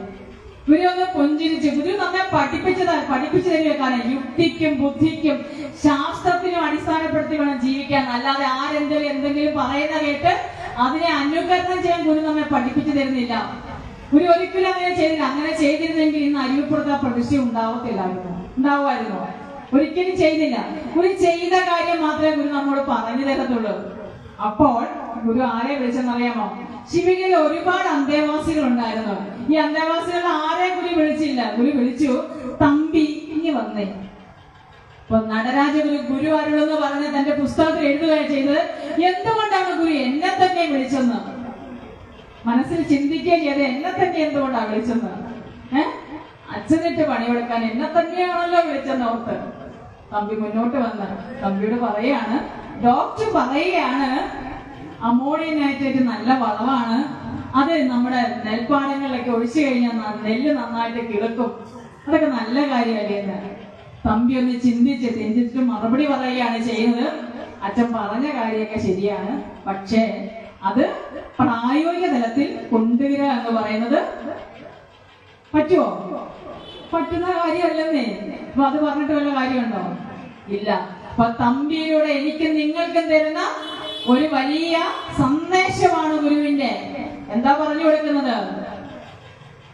യുക്തിക്ക് നിരക്കാത്ത കാര്യം ആര് പറഞ്ഞാലും അത് അങ്ങനെയല്ല എന്ന് പറയാനുള്ള ആർജവം നമ്മളിൽ ഉണ്ടായിരിക്കണമെന്ന് തമ്പിയിലൂടെ എനിക്കും നിങ്ങൾക്കുമാണ് ഗുരു ഉപദേശം തരുന്നത്. ഗുരു ഓരോ കാര്യങ്ങളും അങ്ങനെയാണ്. ഗുരുവിന്റെ സന്ദേശങ്ങളെല്ലാം സാഹചര്യത്തിന് അനുസൃതമായിട്ട് നടക്കുന്ന കാര്യങ്ങളാണ്. ഗുരു അതെല്ലാം സൃഷ്ടിക്കുക ചെയ്യുന്നത്. കാരണം ഒരു സാഹചര്യം ഉണ്ടാക്കി ഒരു കാര്യം പറയുമ്പോൾ തീർച്ചയായിട്ടും നമ്മുടെ മനസ്സിൽ നിന്ന് പോകുമോ? ഒരിക്കലും നമ്മുടെ മനസ്സിൽ നിന്ന് പോകത്തില്ല. ആ ഒരു സന്ദർഭം നമ്മുടെ മനസ്സിൽ എപ്പോഴും ഓടിയെത്തുക ചെയ്യും. അപ്പോൾ അങ്ങനെ യുക്തിപൂർവവും ധീരതയോടും കൂടി സംസാരിക്കാനാണ് ഗുരു നമ്മെ പഠിപ്പിച്ചത്. ആ ഗുരുവിന്റെ ക്ഷേത്ര പ്രതിഷ്ഠകളും എന്നെയും നിങ്ങളെയും പരിവർത്തന പാതയിലൂടെയാണ് ചിന്തിക്കാൻ പഠിപ്പിച്ചത്. ഇന്നലകളിൽ നിലനിന്നിരുന്ന ഒരു ക്ഷേത്ര ആചാര സമ്പ്രദായമല്ല ഗുരു നമുക്ക് പകർന്നു നൽകിയത്. എന്നാൽ കൊച്ചി വന്നു കഴിഞ്ഞാൽ പോയതെല്ലാം വന്നുകൊള്ളുമെന്ന് പറയുന്ന ഗുരുവിന്റെ വാക്കുകൾ തിരിച്ചു വരികയാണോ എന്ന് ചില ക്ഷേത്രങ്ങളൊക്കെ കാണുമ്പോൾ നമുക്ക് തോന്നാതെയും ഇരിക്കില്ല. അതെന്താന്ന് അല്ലേ? ഗുരു കാഞ്ഞിരപ്പള്ളി ഭാഗത്ത് ഒരു ക്ഷേത്രത്തിന്റെ പ്രതിഷ്ഠയൊക്കെ പ്രതിഷ്ഠ നടത്തി കഴിഞ്ഞപ്പോൾ അവിടെ താരം വന്നു കേട്ടോ. പുഞ്ചിരിയുടെ പത്നാഥാവ് എല്ലാരും തിരിച്ചു നോക്കണ്ട, ഇങ്ങനെ നോക്കിയിരുന്നാ മതി. അപ്പോൾ പ്രതിഷ്ഠ നടത്തിയപ്പോൾ പ്രതിഷ്ഠയ്ക്ക് എന്ത് ചെയ്യണം? അത് നിത്യപൂജ നടത്തണം. നിത്യപൂജ നടത്താൻ നേരത്തെ പൂജ നടത്തണം. ചുമ്മാ പറ്റുമോ? രാവിലെ എണീച്ച് കൂടി ശാന്തിമാട് ചോദിച്ചാൽ അറിയാം. നമ്മൾ നോക്കുമ്പോൾ നല്ല സുഖം അല്ലേ? രാവിലെ എല്ലാം കൃത്യമായിട്ട് ഇന്നിച്ചിരി നേരം കൂടുതൽ ഉറങ്ങുന്നത് നടക്കുന്ന കാര്യമാണ്. 2 ദിവസമായിട്ട് നല്ല മഞ്ഞൊക്കെ അടിച്ചിട്ട് താമസം എണീറ്റാൽ മതി. നടക്കുന്ന കാര്യമാണോ? നടക്കുന്ന കാര്യമല്ല, കൃത്യമായിട്ട് ചെയ്യേണ്ട കാര്യം അല്ലേ? അപ്പോൾ ഒരു പറഞ്ഞാണ്, ഇവിടെ അടുത്തൊരു പോറ്റിയുണ്ട്, നമുക്ക് അദ്ദേഹത്തെ കൊണ്ടുവന്ന് നിത്യപൂജയൊക്കെ ചെയ്യാന്ന് പറഞ്ഞു. ഗുരു ഫലിത രൂപത്തിൽ ഇപ്രകാരമാണ് ഒഴിഞ്ഞത്. കൊള്ളാം, പോയതൊക്കെ വന്നുകൊള്ളും. പോറ്റി വന്നു കഴിയുമ്പോ ഈ പോയതൊക്കെ വീണ്ടും വന്നുകൊള്ളുമെന്നാണ് നമ്മളോട് പറഞ്ഞത്. അപ്പൊ തീർച്ചയായിട്ടും നമ്മൾ ഗുരു പറഞ്ഞ രീതിയിൽ മാത്രം ചെയ്താൽ മതി. കാരണം ഗുരു നമുക്ക് എന്താണോ വേണ്ടത്, എന്താണോ വേണ്ടാത്തത് നമ്മെ പഠിപ്പിക്കുകയും ചെയ്യുന്നത്. ഒരു ശിലയിൽ ശില്പം ഉണ്ടാക്കുന്ന ശില്പി വെളിയിൽ എന്തെങ്കിലും ഒരു സാധനം കൊണ്ടുവന്നാണോ ശില്പം ഉണ്ടാക്കുന്നത്? ആണോ? അല്ല. ആ ശിലയിലെ വേണ്ടാത്ത കാര്യങ്ങളൊക്കെ കുറച്ച് സാധനമൊക്കെ കൊത്തിക്കളഞ്ഞു കഴിയുമ്പോഴാണ് അത് മനോഹരമായ ശില്പമായി തീരുന്നത്. അങ്ങനെ നമ്മുടെ ആചാരങ്ങളിൽ, നമ്മുടെ അനുഷ്ഠാനങ്ങളിൽ കടന്നുകൂടിയ അനാചാരങ്ങളെയൊക്കെ ഗുരു മാറ്റി ഇന്ന് നമ്മളാക്കി കഴിയുമ്പോൾ നമ്മളെങ്ങനെ ചെയ്യുന്നത്? ബോധപൂർവം ഗുരു വേണ്ടെന്ന് പറഞ്ഞതിനെയൊക്കെ നമ്മൾ എടുത്തുകൊണ്ടിരിക്കുകയാണ് ചെയ്യുന്നത്. അപ്പൊ ഗുരുവിന്റെ ക്ഷേത്ര പ്രതിഷ്ഠയിലൂടെ പോകുമ്പോൾ തീർച്ചയായിട്ടും നമ്മളത് ചിന്തിക്കുക തന്നെ ചെയ്യണം. ഗുരു അരുവിപ്പുറത്ത് ഇതൊന്നും നടത്തിയില്ല. ആ ക്ഷേത്രം നിർമ്മിക്കുന്നത് ശില്പി ആരാണെന്ന് അറിയില്ല. അരുവിപ്പുറം നമ്മൾ കാണുന്നില്ലേ? മഹാക്ഷേത്രമാണ് അത്. പക്ഷെ ആ ക്ഷേത്രം നിർമ്മിച്ച ആളെ നമുക്കറിയില്ല. ആ ക്ഷേത്രം നിർമ്മിച്ച ആ ശില്പിയെ കുറിച്ച് ചോദിച്ചപ്പോ ഗുരു പറഞ്ഞത് വന്നയാള് ഏൽപ്പിച്ച കാര്യം ചെയ്തു കഴിഞ്ഞിട്ട് പോയി എന്നാ പറഞ്ഞത്. അപ്പോൾ ഗുരു പൂർവികരായ ആ സൂര്യകളുടെ ആ വാക്കുകളെ വേണ്ടതിനെ മാത്രമേ എടുത്തിട്ടുള്ളൂ. അപ്പോൾ അതിനെ അങ്ങനെ ചെയ്യണമെങ്കിൽ ഒരു ആർജവം ഉണ്ടായിരിക്കണം. ശങ്കരാചാര്യർ വലിയ ആളാണെന്ന് പറഞ്ഞപ്പോൾ ഗുരു പറഞ്ഞു, ശങ്കരാചാര്യർ വലിയ ആളായിരിക്കാം, എന്നാൽ ജാതിയിൽ ചെറിയ ആളാണെന്നും ബുദ്ധി കൊണ്ട് ജാതി സ്ഥാപിക്കാൻ പറന്നു എന്ന് പറയണമെങ്കിൽ ഗുരുവിന് എത്രമാത്രം ധൈര്യമുണ്ടായിരിക്കണം. കുറ്റിപ്പുഴ കൃഷ്ണപിള്ള തന്റെ സ്മരണാഞ്ജലി എന്ന് പറയുന്ന ഗ്രന്ഥത്തിൽ ഇത് രേഖപ്പെടുത്തി വെച്ചിട്ടുണ്ട്. ശ്രീനാരായണ ഗുരുദേവൻ അല്ലാതെ മറ്റൊരാൾക്ക് ഇന്ന് സാധ്യമല്ല എന്ന് പറഞ്ഞു തരുന്നത്. ഗുരുവിന് അങ്ങനെ സാധിച്ചെങ്കിൽ എനിക്കും നിങ്ങൾക്കും അത് സാധിക്കുമെന്ന് ഗുരു കാണിച്ചു തരികയാണ്. ഗുരുവിന്റെ കൃതിയിലൂടെ എല്ലാം കടന്നു ചെല്ലുമ്പോൾ അതും ഗുരു നമുക്ക് നൽകുന്ന ഒരു ഉറപ്പാകുന്നു. 100 മന്ത്രങ്ങളിലൂടെ കടന്നു പോകുന്ന ആത്മോപദേശ ശതകം ഗുരുവിന്റെ ശ്രുതിവാക്യമാണത്. കാലദേശത്തിനപ്പുറമായി മാറ്റമില്ലാതെ നിൽക്കുന്ന സനാതന ധർമ്മമാകുന്നു ശ്രീനാരായണ ഗുരുദേവ കൃതികൾ എന്ന് പറയുന്നത്. അപ്പൊ സനാതനം എന്ന് വാക്കെടുത്ത് കഴിയുമ്പോൾ നമുക്കെല്ലാം സംശയമാണ് അല്ലേ? എന്നാൽ സനാതനം എന്ന വാക്കിനർത്ഥം നമ്മൾ കാട് കയറി പോകണ്ട, എന്നും നിലനിൽക്കുന്ന മാറ്റമില്ലാത്തത് എന്ന് മാത്രമേ ഉള്ളൂ അതിനർത്ഥം. ഗുരുവിന്റെ കൃതികളെല്ലാം അങ്ങനെ തന്നെയാണ്, അത് മാറ്റമില്ലാത്തതാണ്. 100 മന്ത്രങ്ങളിലൂടെ നമ്മളെ കടന്നു പോകാൻ വേണ്ടി ആദ്യം നമ്മളെ പ്രാപ്തരാക്കുന്നുണ്ട്. ഒന്നാമത്തെ മന്ത്രത്തിലൂടെ. ഒന്നാമത്തെ മന്ത്രത്തിൽ നമ്മളോട് എന്താ ഗുരു പറഞ്ഞു തരുന്നത്? നമ്മൾക്ക് എന്താ ഇഷ്ടം? അയൽവക്കത്തെ കാര്യം അന്വേഷിക്കാനാണോ വീട്ടിലെ കാര്യം അന്വേഷിക്കാനാണോ കൂടുതൽ ഇഷ്ടം? സത്യം പറയണേ.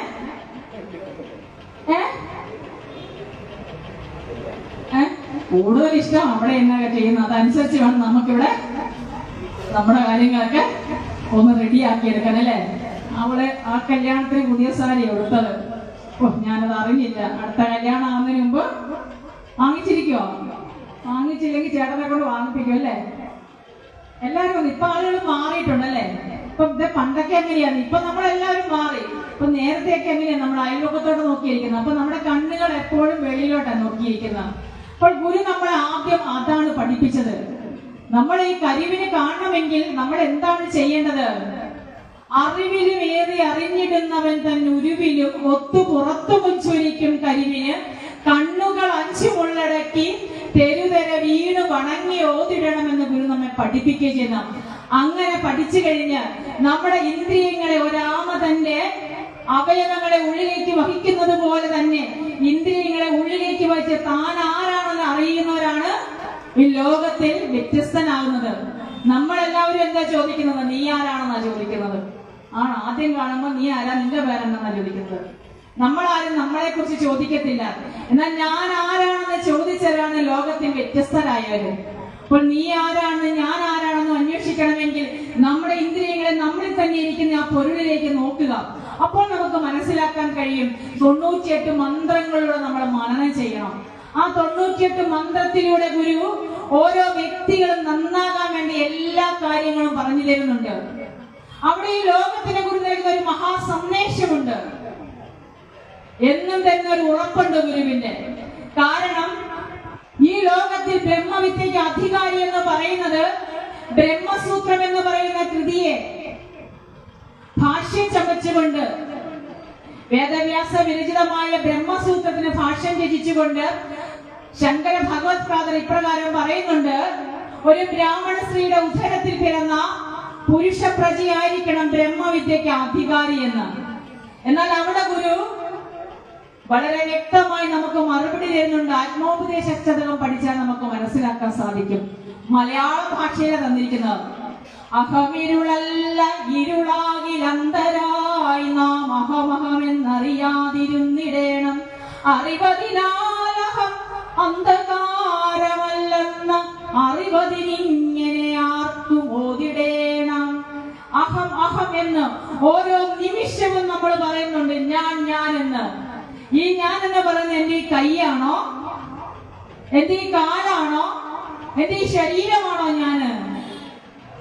ഇന്ന് മുമ്പേ നമ്മളോട് സംസാരിച്ച സാറ് പറഞ്ഞ് ഇതിനൊക്കെ ക്ഷതം സംഭവിച്ച് ആ കട്ടിലിൽ മറ്റൊരാൾ ആശ്രയത്തിൽ കടക്കുമ്പോഴും നമ്മൾ ഞാൻ എന്ന് പറയുന്നുണ്ടെങ്കിൽ ആ ശരീരത്തെ ചൈതന്യവത്താക്കുന്ന, അല്പമെങ്കിലും ജീവൻ തുടിപ്പിക്കുന്ന ആ ഉള്ളിലെ ചൈതന്യത്തെയാണ് നമ്മൾ അറിയാതെ പറയുന്നത് ഞാനെന്ന്. ആ അഹം എന്ന ബോധം ഞാൻ നിങ്ങളും അറിയുന്നുണ്ടെങ്കിൽ ഈ അറിവ്, ഈ ആത്മവിദ്യ ആർക്കും ഓതിക്കൊടുക്കാം. അവിടെ സ്ത്രീയെന്നോ പുരുഷനെന്നോ മനുഷ്യനിർമ്മിതമായ യാതൊരു ജാതിക്കും അവിടെ അടിസ്ഥാനമില്ലെന്ന് അസന്നിഗ്ധമായിട്ട് ഗുരു നമുക്ക് പറഞ്ഞു തരികയാണ് ചെയ്യുന്നത്.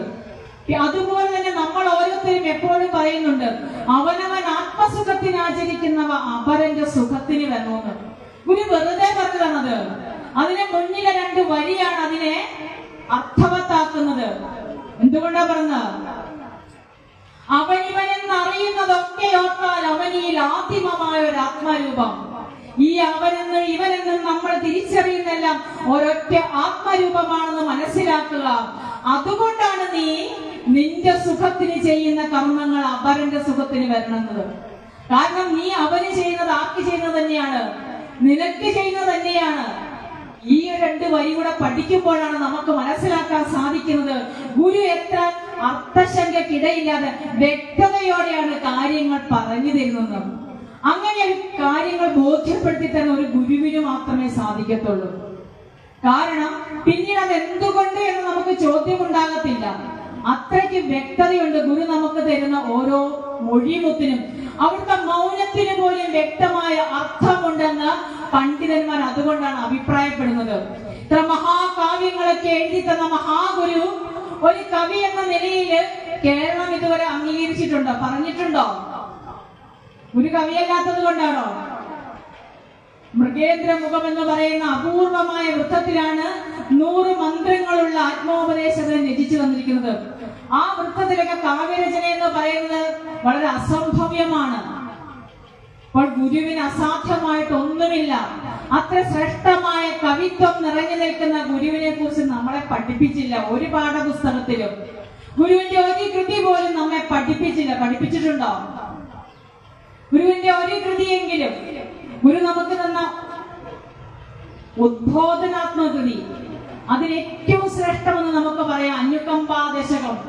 സ്വസ്വരൂപം ഗുരു നമുക്ക് വെളിപ്പെടുത്തി തരുന്ന അനുകമ്പാമൂർത്തിയായ ഗുരുവിന്റെ അനുകമ്പാദശകം എന്ന് പറയുന്ന കൃതിയെങ്കിലും എടുത്ത് നമ്മെ പഠിപ്പിച്ചിരുന്നുവെങ്കിൽ തീർച്ചയായിട്ടും മറ്റൊരുവന്റെ മുന്നിൽ വാളോങ്ങുമ്പോൾ ഒരു കുഞ്ഞിനെ, നമുക്കറിയാം ഒരു ഉപദ്രവമില്ലാത്ത ഒരു കുഞ്ഞിനെ പോലും കൊല്ലാൻ മടിക്കാത്ത രീതിയിൽ മനുഷ്യ ഹൃദയം ശിവയായി മാറിയെങ്കിൽ അവനിൽ വേണ്ട ഗുണങ്ങളെ അവനെ പഠിപ്പിക്കാത്തത് കൊണ്ടാണ്. നമുക്ക് വേണ്ടാത്ത ഒരുപാട് കാര്യങ്ങളൊക്കെ നമ്മെ പഠിപ്പിക്കുന്നുണ്ട് പാഠപുസ്തകങ്ങളിൽ, അല്ലേ? അവർക്കത് വേണ്ടാത്തതാണ്.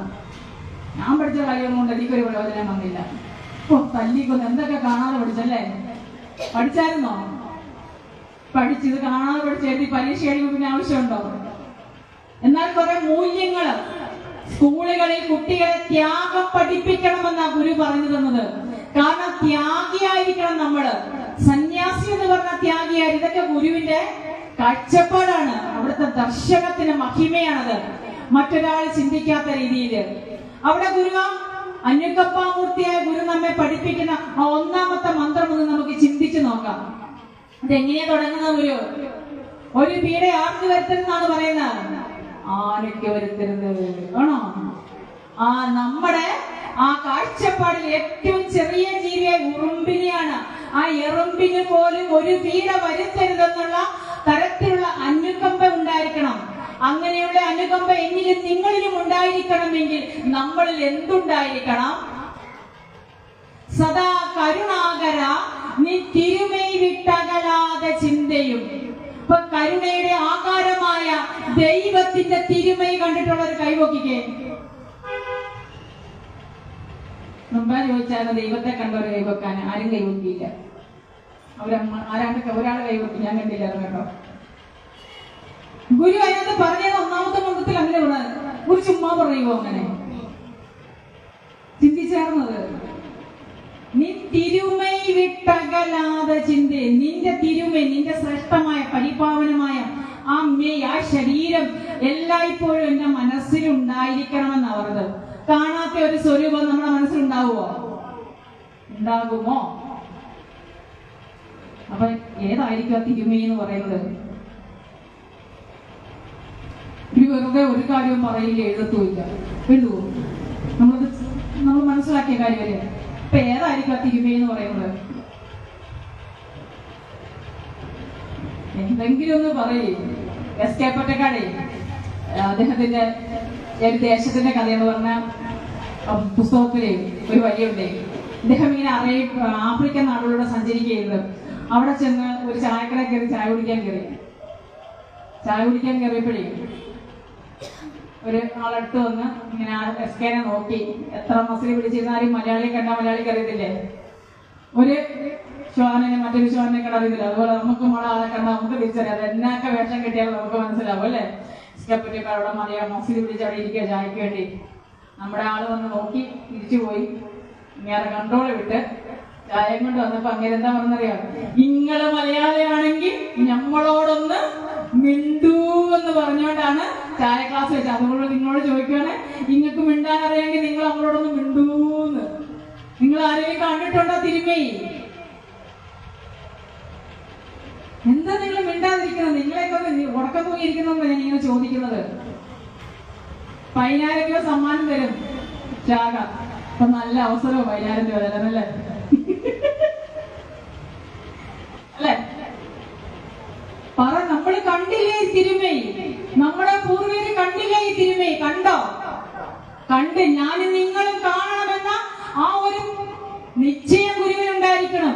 ആ യുവാവായ ആ തിരുമൈ നമുക്ക് കാണണമെന്നും ആ യുവത്വം കടന്ന് ആ വാർദ്ധക്യത്തിലേക്ക് എത്തിരുന്ന ആ തിരുമൈ നമ്മൾ കാണണമെന്ന നിശ്ചയം ആർക്കുണ്ടായിരുന്നു? ഈ മഹാഗുരുവിനുണ്ടായിരുന്നു. നാളെ ഞാനും നിങ്ങളും പകച്ചതുപോലെ ഇരിക്കല്. തിരുമൈ എന്റെ മനസ്സിൽ എപ്പോഴും ഉണ്ടായിരിക്കണമെന്ന് പറയുമ്പോൾ ഈ അനുകമ്പാമൂർത്തിയായ ഗുരുവിന്റെ തിരുമൈ അല്ലാതെ നമുക്ക് ഏത് രൂപമാണ് ഉണ്ടാകേണ്ടത്? അതുകൊണ്ട് തന്നെയാണ് ഗുരു നമ്മളോട്. കാരണം ദൈവത്തെ വേറെ ഒരു രൂപത്തിൽ ആരെങ്കിലും കണ്ടിട്ടുണ്ടോ? അവിടെ ഗുരു തിരുമൈ എന്ന് പറഞ്ഞ അതുവരെയുള്ള കൃതികളിലെല്ലാം ഗുരു ആ ഭഗവാന്റെ പാദങ്ങളെ കുറിച്ച് പറഞ്ഞു തരുന്നുണ്ട്, ഗുരുവിന്റെ പദങ്ങളെ കുറിച്ച് പറഞ്ഞു തരുന്നുണ്ട്. പക്ഷെ ഇവിടെ അനുകമ്പാമൂർത്തിയായ ഗുരു എന്താ പറഞ്ഞു തരുന്നത് നമുക്ക്? നീ തിരുമൈ വിട്ടകലാതെ ചിന്തയും, അല്ലയോ ഭഗവാനെ നിന്റെ തിരുമൈ എന്റെ ഹൃദയത്തിൽ നിന്ന് മാഞ്ഞു പോകരുതേ എന്ന്. അതുകൊണ്ട് തന്നെയാണ് മൂർക്കോത്ത് കുമാരനെ പോലെയുള്ള സാക്ഷാൽ യുക്തിവാദത്തിന് കണ്ടുപിടിച്ചത് അവരൊക്കെ തന്നെയാണ്. യുക്തിവാദം കണ്ടുപിടിച്ചത് ആ മൂർക്കോത്ത് കുമാരനെ പോലെയുള്ളവര് ഗുരുവിൽ വിശ്വസിക്കണമെങ്കിൽ ഈ ദിവ്യ കളയകരം ഈ വരും ലോകം തിരിച്ചറിയാതെ പോകരുത് എന്ന അവരുടെ ഒരു പ്രാർത്ഥനയാണ് ഇന്ന് തലശ്ശേരി ജഗന്നാഥന്റെ മണ്ണിൽ നിൽക്കുമ്പോൾ നമുക്ക് കാണാൻ പറ്റുന്നത്. ഇത് നാം തന്നെയാണല്ലോ. ഇതിന് ആഹാരമൊന്നും വേണ്ടി ഇത് ദീർഘനാൾ ജീവിച്ചു കൊള്ളുമെന്ന ഗുരുവിന്റെ അനുഗ്രഹത്തോടു കൂടി വിരാജിക്കുന്ന ഭഗവാന്റെ ദിവ്യ കളയേബരം എന്ന് പറയുന്നത് അത് ഗുരുവിന്റെ സങ്കല്പമാണ്. മഹാഗുരുവിന്റെ ഒരു നിശ്ചയം തന്നെയാണ് ഗുരുവിന്റെ ആ ദിവ്യ കളേബരം. അല്ലാതെ ഗുരുവിന് പറയാൻ പറ്റുമോ ആ തിരുമൈ വിട്ടകലാതെ ചിന്തയുണ്ടാകണമെന്നോ? ആ തിരുമൈ ഞാനും നിങ്ങളും കാണാൻ വേണ്ടി തന്നിട്ടാണ് ഗുരു പറഞ്ഞത്. അതുപോലെ തന്നെ കോലത്തിലൊരു ക്ഷേത്രത്തിൽ ചെന്നാൽ നമുക്ക് കാണാൻ സാധിക്കും ആ യുവാവായ തന്റെ ഉത്തരീയം ഒരു വശത്തേക്ക് മാറ്റിയിട്ടിരിക്കുന്ന ആ യുവകോമളനായ മഹാഗുരുവിനെ കാണാൻ സാധിക്കത്തില്ലേ? അത് ഗുരുവിന്റെ സങ്കല്പമാണത്. മറ്റേ നമുക്കൊരാൾക്ക് അതൊന്നും സാധ്യമല്ല. ഗുരുവാദിക്കൽ കോട്ട കൃഷ്ണക്കുറുപ്പ് എന്ന് പറഞ്ഞ വ്യക്തി മഹാഗുരുവിനെ നിർനിമേഷനായി നോക്കി നിന്ന് ഗുരുവിന്റെ ചിത്രം വരയ്ക്കാൻ വേണ്ടി ഇരുന്നപ്പോൾ ഗുരുവിനോട് നേരിട്ട് ചോദിക്കാൻ അദ്ദേഹത്തിനൊരു ഭയമായിരുന്നു. അപ്പോൾ അദ്ദേഹത്തോട് ഗുരു ചോദിക്കും, എന്താ ചിത്രം വരയ്ക്കണമെന്ന് ചോദിക്കും. തൃപ്പാദങ്ങൾ അനുവദിച്ച് ആ ചിത്രം വരയ്ക്കണമെന്ന് ആഗ്രഹമുണ്ടെന്ന് പറയുമ്പോഴാണ് ഗുരു ഇരുന്ന് കൊടുക്കുകയും ഗുരുവിന്റെ മനോഹരമായ ചിത്രം അദ്ദേഹം പൂർത്തിയാക്കുകയും ചെയ്യുന്നത്. എന്നാൽ പൂർത്തിയാക്കിയിട്ടും ചിത്രം കൊണ്ട് എവിടെ വന്നില്ല, ഗുരുവിനെ കാണിച്ചില്ല. അപ്പൊ ഗുരു ചോദിച്ചു, നമ്മുടെ ചിത്രം എവിടം വരെയായി, എന്തിനാ നമ്മുടെ ചിത്രം എന്ന് ചോദിച്ചപ്പോൾ വളരെ വ്യസനത്തോടെ അദ്ദേഹം പറഞ്ഞു, ചിത്രത്തിന്റെ പൂർത്തീകരണം നടന്നു കഴിഞ്ഞപ്പോൾ അതിലൊരു കളങ്കം, ഒരു മഷി വീണു, തുടയിൽ മഷി വീണല്ലോ എന്ന് പറഞ്ഞു. തുടയിൽ മഷി വീണ മറിച്ച് ഭംഗിയുള്ള ചിത്രത്തിൽ തുടയിൽ മഷി വീണ കൊള്ളൂ? അത് ഇല്ല. അപ്പൊ ഗുരു ഒന്ന് പുഞ്ചിച്ചിട്ട് പറഞ്ഞു, ആ തുടയൊന്ന് തടവിക്കൊണ്ട് അവിടുന്ന് ഇപ്രകാരമാണ് അരുളി ചെയ്തത്, നമുക്ക് അവിടെ ഒരു കാക്കപ്പുള്ളി ഉണ്ടല്ലോ എന്ന്. ഭഗവാൻ എന്താ പറഞ്ഞത്? നമുക്ക് അവിടെ ഒരു കാക്കപ്പുള്ളി ഉണ്ടല്ലോ എന്ന്. അതിനുശേഷം വീട്ടിൽ ചെന്ന് നോക്കിയപ്പോൾ ആ ചിത്രത്തിൽ ആ മഷിപ്പാടില്ല. അപ്പോൾ ഗുരുവുമായിട്ട് അത്രയ്ക്ക് താതാത്മ്യം പ്രാപിച്ച ഒരു ചിത്രമാണെന്ന് നമുക്ക് മനസ്സിലാക്കാൻ സാധിക്കും. ആ ചിത്രത്തിന് നൂറ്റാണ്ടുകൾക്ക് ഇപ്പറേ ഒരു കേടുപോലും പറ്റിയിട്ടില്ലെങ്കിൽ അത് ഗുരുവിന്റെ കാരുണ്യമല്ലാതെ മറ്റെന്താണ്? തീർച്ചയായിട്ടും ഞാനും നിങ്ങൾ കണ്ട് തൊഴേണ്ട ചിത്രമാണ്. അപ്പോൾ ആ തിരുമയായിരിക്കണം എന്റെയും നിങ്ങളുടെയും ഹൃദയത്തിൽ പ്രതിഷ്ഠിക്കേണ്ടത് എന്ന്. ആ തിരുമ എന്റെയും നിങ്ങളുടെയും ഹൃദയത്തിലുണ്ടെങ്കിൽ ഒരിക്കലും നമുക്ക് മറ്റൊരാളോട് ദേഷ്യത്തോടെ പെരുമാറാൻ പറ്റുമോ? ഒന്ന് ചിന്തിക്കും. എന്തായാലും നമ്മൾ പരിവർത്തനം ഉണ്ടാകുന്നതിനകത്ത് യാതൊരു സംശയവുമില്ല. ആ പരിവർത്തനം നമ്മൾ ഉണ്ടാകണമെങ്കിൽ ഈശ്വരന്റെ കടാക്ഷം നമ്മൾ ഉണ്ടായിരിക്കണമെന്ന കാര്യത്തിൽ യാതൊരു സംശയവുമില്ല. അപ്പോൾ ഗുരുവിന്റെ ക്ഷേത്ര പ്രതിഷ്ഠയും ഗുരുവിന്റെ കൃതിയും തമ്മിൽ നമുക്ക് ബന്ധപ്പെടുത്താൻ സാധിക്കും. അപ്പോൾ അങ്ങനെ ഗുരുവിനെ പ്രതിഷ്ഠിച്ചു കഴിഞ്ഞ് വരുമ്പോൾ ആത്മോപദേശത്തിൽ വരുന്ന അവസാനത്തെ ആ ധീരതയാണ് നമ്മളിലേക്ക് പറഞ്ഞു തരുന്നത്. ആ ധീരതയാണ് ഇവിടെ പരിവർത്തനം സൃഷ്ടിച്ചത്. അവിടെ ഗുരു പറയുന്നുണ്ട്, അതുമിതുമല്ല സദർത്ഥമല്ല അഹം സച്ചിദമൃതമെന്നു തെളിഞ്ഞു ധീരനായി സദ അസതിഥി പ്രതിപത്തിയറ്റ് സത്ത് ഓം ഇതി മൃദുവായ മന്ദിരേണം. നീ ഞാനുമൊക്കെ ആരാകുന്നു? ഈ കാണുന്ന നാമരൂപം ഒന്നും നീ ഞാനുമല്ല. നീ ഞാനും ആ പരമാത്മ സത്യം തന്നെയാണെന്ന്, ആ ഓംകാരം തന്നെയാണെന്ന് തിരിച്ചറിഞ്ഞ് നീ അതിലമർന്നു വേണമെന്നാണ് പറയുന്നത്. അതിലമരുമ്പോൾ നിനക്ക് എന്ത് കൈവരും? ധീരത കൈവരും എന്നാണ് പറഞ്ഞു തരുന്നത്. നമ്മൾ മറ്റൊരാളാണ് മറ്റൊന്നാണെന്ന് വിചാരിക്കുമ്പോഴാണ് നമ്മുടെ ഉള്ളിൽ ഭയമുണ്ടാകുന്നത്. എന്നാൽ നാം ആ ബ്രഹ്മത്തിന്റെ അംശം തന്നെയാണെന്ന് പറയുമ്പോൾ നമ്മളിൽ ഒരിക്കലും ഭയമുണ്ടാകത്തില്ല. ബ്രഹ്മവിദ്യക്ക് ആരാണ് അധികാരി എന്ന് ഗുരു നമുക്ക് പഠിപ്പിച്ചു തരുന്ന മറ്റൊരു ശ്ലോകമുണ്ട്. 5 മന്ത്രങ്ങളേ ഉള്ളൂ. വിവേക ചൂടാമണി എന്ന് പറയുന്ന ആ കൃതിയിൽ ഏകദേശം 600ഓളം ശ്ലോകത്തിലൂടെയാണ് ബ്രഹ്മവിദ്യക്ക് അധികാരി ആരെന്ന രൂപത്തിൽ നമുക്ക് പറഞ്ഞു തരുന്നത്. അവിടെ പറഞ്ഞു തരുമ്പോൾ ഏകദേശം 200 മന്ത്രങ്ങൾ വേണ്ടി വന്നു ആചാര്യസ്വാമികൾക്ക് ബ്രഹ്മവിദ്യക്ക് ആരാണ് അധികാരി, നമ്മൾ എത്ര യോഗ്യതകൾ ഉണ്ടായിരിക്കണമെന്ന് പറഞ്ഞു തരാന്. എത്ര മന്ത്രം എടുത്തു? 200 മന്ത്രങ്ങൾ എടുത്തു. എന്നാൽ കേവലം 5 മന്ത്രങ്ങളിൽ, 5ാമത്തെ മന്ത്രങ്ങളിൽ ഭാരതത്തിന്റെ മഹാവാക്യങ്ങളെ ഗുരു സംക്ഷിപ്ത രൂപത്തിൽ നമുക്ക് പറഞ്ഞു തരുന്നുണ്ട്. തത്വമസി എന്ന് പറയുന്ന മഹാവാക്യം, അയം ആത്മാ ബ്രഹ്മ, കേട്ടിട്ടില്ലേ? ഇനിയുള്ള മഹാവാക്യങ്ങളെ ബ്രഹ്മവിദ്യാ പഞ്ചകത്തിലെ 5ാമത്തെ മന്ത്രത്തെ ഗുരു പറഞ്ഞു തരുന്നുണ്ട്. പ്രജ്ഞാനം ബ്രഹ്മ എന്ന് തുടങ്ങുന്ന ആ മന്ത്രത്തിൽ പറഞ്ഞു തരുന്നുണ്ട്. അതിന്റെ ആദ്യത്തെ വരിയിൽ ഗുരു നമുക്ക് പറഞ്ഞു തരുന്നുണ്ട് ആരാണ് ബ്രഹ്മവിദ്യക്ക് അധികാരി എന്ന് പറയുന്നത്. നിത്യാനിത്യ വിവേകദോഹി നിതരാം നിർവേദമാപത്യ സവിദ്വാനത്ര ശമാദിശക്കലസിതാസ്യാൻ മുക്തികാമോ ഭുവി പശ്ചാദി ബ്രഹ്മവിദുത്തമം പ്രണതി സേവാതി പ്രസന്നം ഗുരു പ്രച്ഛേദ്കോഹം ഉദോ ജഗതി സ്വാമിൻ വദത്വം പ്രഭോ. ഒരു വസ്തുവിനെ കണ്ടു കഴിഞ്ഞാൽ നിത്യമേത അനിത്യമേതെന്ന ബോധമുണ്ടായിരിക്കണം. സ്ത്രീയാണ് അമ്മയും പെങ്ങളും മകളും ഭാര്യയും എല്ലാം ആര് തന്നെയാണ്? ആരാണ്? ഇതെല്ലാം സ്ത്രീയാണ്. അമ്മയെ അമ്മയായിട്ടും പെങ്ങളെ പെങ്ങളായിട്ടും ഭാര്യയെ ഭാര്യയായിട്ടും മകളെ മകളായിട്ടും കാണാനുള്ള ഒരു വിവേചന ബുദ്ധി, ഒരു നിത്യാനിത്യ വസ്തുക്കൾ വിവേചനം നമ്മളിൽ ഉണ്ടായിരിക്കണം. അങ്ങനെയുള്ള ഒരാൾക്ക് ശമാധി ഷക്കലസിത എന്ന് പറഞ്ഞാൽ 6 ഗുണങ്ങളുണ്ടായി. ശമന്തമ ഉപരതി എന്ന് പറഞ്ഞ അങ്ങനെ പറയുന്ന 6 ഗുണങ്ങൾ ഉണ്ടായിരിക്കണം അവന്. തന്നെ അടക്കാൻ പറ്റുന്ന കാര്യങ്ങളൊക്കെ കുറിച്ച് ഗുരു പറഞ്ഞത്. നമ്മളെ നിയന്ത്രിക്കാൻ പറ്റണം നമുക്ക്. അങ്ങനെയുള്ള ഗുണങ്ങളൊക്കെ ഉള്ള ആള് ആരാണെന്ന് ചോദിക്കുന്നത്? ഈ ആരാണെന്ന് ചോദിക്കേണ്ടത്? ഓഹ, ഞാൻ എവിടെ നിന്ന് വന്നു, ഞാൻ എവിടെ നിന്ന് വന്നു അവർ ചോദിക്കണേ. കുതോ ജഗതി, ഈ ജഗത്ത് എവിടെ നിന്നുണ്ടായി എന്ന് ചോദിക്കും.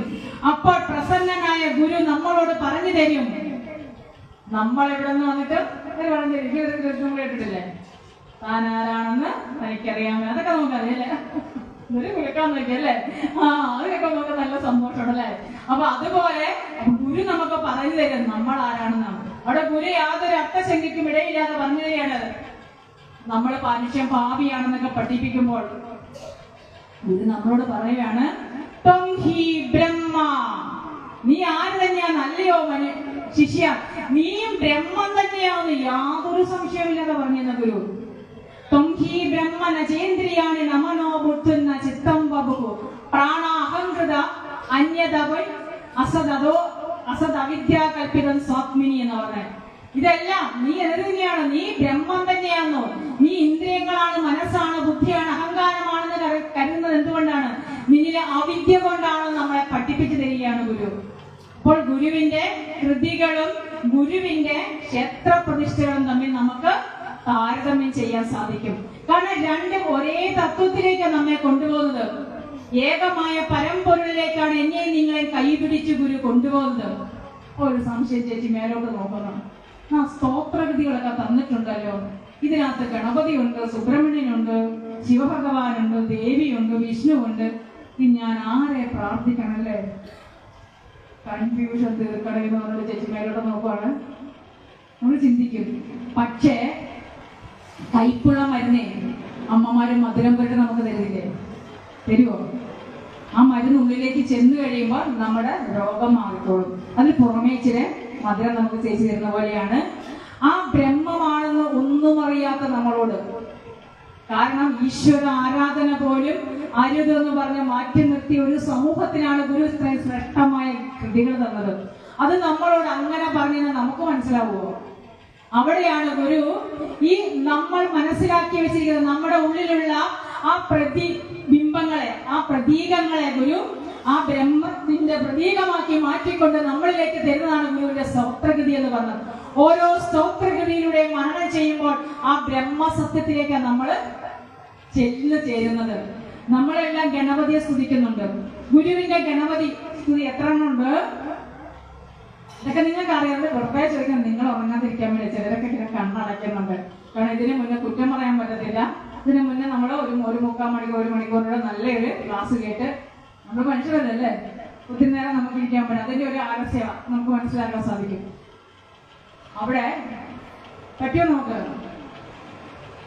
പറ്റിയോ? ഇങ്ങനത്തെ ചോദിച്ചത് ഉറങ്ങാത്തവര് പറയാം. എത്ര എണ്ണം ഉണ്ട്? ഒന്നല്ലേ ഉള്ളൂ? സംശയമുണ്ടോ? എന്നാ നമുക്കൊക്കെ ഒരു സംശയം മറുപടി പറയാൻ വേണ്ടി. അതാണ് നമ്മുടെ ഉള്ളിൽ എല്ലാം ഒരൊറ്റ ഒരു വിനായകാഷ്ടം, വിനയിക്കുന്നവൻ എന്ന രീതിയിൽ, നമ്മളെ വേണ്ടാത്തവരെ എടുത്തു മാറ്റുന്നവൻ എന്ന രീതിയിലാണ് വിനായകാഷ്ടം നമുക്ക് തന്നത്.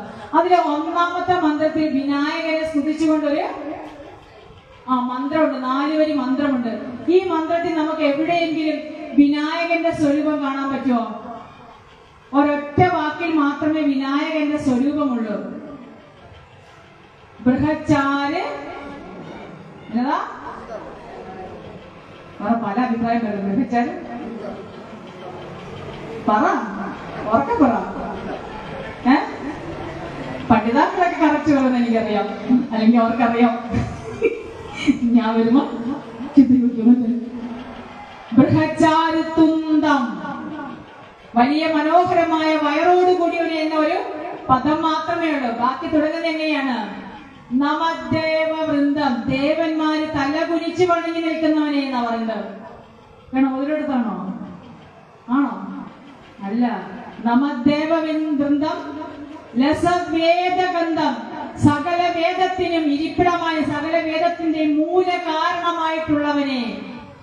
ശ്രീ മുകുന്ദം, ശ്രീയോടുകൂടി ലക്ഷ്മി സമേതനായ മുകുന്ദൻ നമിച്ചു നിൽക്കുന്നവനെ. സുതസ്ത്രീ സനന്ദം, ഈ ബ്രഹ്മവിദ്യ അന്വേഷിച്ചു പോയ ആദ്യത്തെ 4 വ്യക്തികളാണ് സനക, സനന്ദ, സനത് കുമാരൻ എന്ന് പറയുന്ന മഹാമുനികള്. ബ്രഹ്മദേവന്റെ മാനസപുത്രന്മാർ സ്തുതിക്കുന്നവനെ എന്ന് ആരെയാണ് വിളിക്കുന്നത്? ബൃഹച്ചാര് തുന്തം, വലിയ വയറോട് കൂടിയവനെ. അത് പ്രപഞ്ചത്തിന്റെ പൂർണ്ണതയാണ് സൂചിപ്പിക്കുന്നത്. കാരണം അവിടെ മാത്രമേ ഉള്ളൂ മതി എന്ന് നമ്മൾ പറയത്തുള്ളൂ. ആണോ? ആണോ? ലോട്ടറി അടിച്ചു കഴിഞ്ഞാൽ 10 ലക്ഷം അടിച്ചതിന് 10 അടിച്ചത് 75 1 കോടിയൊക്കെ അടിച്ചിരുന്നതിന് 10എങ്കിലും കിട്ടിയെന്ന് നമ്മൾ സമാധാനിക്കുമോ? ഇല്ല. എന്നാൽ വയറ് നിറഞ്ഞ് ഭക്ഷണം കഴിച്ചു കഴിഞ്ഞാൽ ഇച്ചിരി കൂടെ വിളമ്പട്ടെന്ന് ചോദിച്ചല്ലേ പറയും, അയ്യോ കൈ തൊഴുതുകൊണ്ടാ പറഞ്ഞ വേണ്ടായെന്നല്ലേ. അപ്പൊ അത് മാത്രമേ പൂർണ്ണതയെ സൂചിപ്പിക്കുന്നത് ആ ഗണപതിയുടെ വയറെന്ന് പറയുന്ന. ഇനി എന്താ പറയുന്നത്? ജിഡ അഹീന്ദ്രകുന്തം, അഹി എന്ന് പറഞ്ഞാൽ പാമ്പാണ്. ഒരു കുരിക്കുത്തി മുല്ല മാല പോലെ ആരെയാണ് അണിഞ്ഞിരിക്കുന്നത്? അതിന് മുമ്പ് ഒരു വാക്കും കൂടെ ഉണ്ട് ശ്രീ സുരേന്ദ്രൻ. അതിന് മുമ്പ് ഒരു വാക്കും കൂടെ ഇല്ലേ? മറന്നുപോയോ? ചന്ദ്രക്കല ധരിച്ചിരിക്കുന്ന പോലെ എന്താ പറഞ്ഞ ജട അഹീന്ദ്ര കുന്തത്തിന് മുമ്പൊരെണ്ണുണ്ടല്ലോ.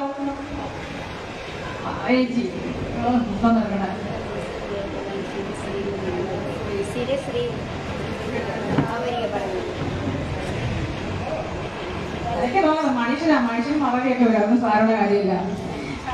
ശ്രീമദിന്ദും ആരുണ്ട്? ആ ഇന്ദു ചന്ദ്രനെ ശിരസിൽ അണിഞ്ഞിരിക്കുന്നവരെ എന്ന് വിളിക്കുന്നുണ്ട്. അപ്പൊ ഈ അലങ്കാരങ്ങളൊക്കെ ആരിലുള്ളതാണ്? മഹാദേവനുള്ളതാണ്. അപ്പോൾ ഈ മഹാദേവനുള്ള ഈ അലങ്കാരങ്ങളെല്ലാം ഒക്കെ ഗണപതിക്ക് കൊടുക്കുന്നുണ്ടെങ്കിൽ ഈ ഗണപതി എന്ന് പറയുന്നത് ആര് തന്നെയാകുന്നു? അങ്ങനെ പറഞ്ഞോണേ. 10 മിനിറ്റ് ഉള്ളോ? 10 മിനിറ്റ് കേട്ടോ. അപ്പോൾ ഇതെല്ലാം ആരിലുണ്ട്? ഗണപതിയിലുണ്ട്. അപ്പോൾ ഒരേ ബ്രഹ്മത്തിന്റെ തന്നെ പ്രതിരൂപങ്ങളാണ് ഗുരുവിന്റെ എല്ലാ ദേവീ ദേവ സങ്കല്പങ്ങളെന്ന് മനസ്സിലാക്കുക. നമ്മുടെ കാലൊരു മുള്ള് കൊണ്ടു കഴിഞ്ഞാൽ ആ മുള്ളെടുക്കാൻ വേണ്ടി വേറൊരു മുള്ളിനെ ഉപയോഗിച്ച് കഴിയുമ്പോൾ നമ്മൾ എന്ത് ചെയ്യും? എടുത്ത മുള്ളിനെ പാത്ത് വെക്കുവോ? ദൂരെ കളയോ ചെയ്യുന്നത്? 2 മുള്ളിങ്ങ ദൂരത്തേക്ക് എറിഞ്ഞു കളയും.